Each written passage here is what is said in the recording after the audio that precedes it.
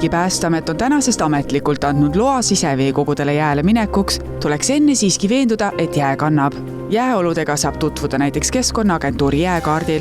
Infot saab küll kaardilt, kuid vastutus jääle minekul on siiski igaühe endi kätes.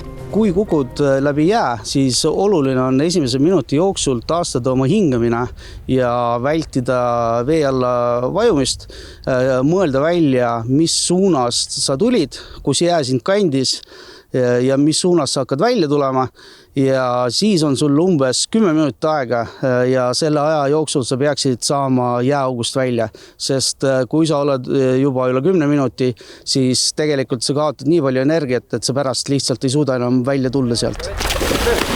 Kuna jääauku kukkumine on kehale suureks šokiks, treenivad näiteks ajateenijad seda õppuste käigus. Ja suurem eesmärk ongi kogu sellel tegevusel see, et valmistuda nii-öelda tulevaseks talvesõja laagriks. Meestel on pärast väga hea motivatsioon, sest et me oleme ka siin väga palju ette valmistunud. Meditsiin on meil kohal, lõke on olemas, kus saab soo ja lisaks on meil tee olemas ja kohe, kui me nüüd tagasi sõidame väeossa, siis on meil juba saunad soojas ja meestel on päris hea enesetunne kohe olemas. Siiamaani ma pole kuulnud kordagi, et kellegi oleks vastuväited, et siiamaani on väga rahul oldud selle üritusega. Ma näiteks saanud aru kohe, et külm on, siis kui öelda, et pane käed ääre peale ja võta rahulikult, nüüd siis sain aru, et külmaks läheb alles, et alguses aru ei saanud. Kärsituid inimesi, kes ennast ja jääolusid on ülehinnanud, on sel aastal juba mitmeid olnud. Näiteks vajus jaanuari algul Kadrina vallas üks ATV läbi Pikkjärve jääkihi. Seal oli jää paksuseks toona vaid 4 sentimeetrit. Jääkatte paksus peaks aga olema jääle minnes vähemalt 10 sentimeetrit. Õnneks olid päästjad õigel ajal kohal ning keegi vigastada ei saanud.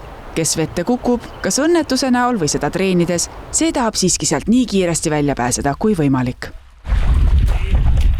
Oota, stop. Nii. Läks olgu. Väga külm on. Eriti kätel.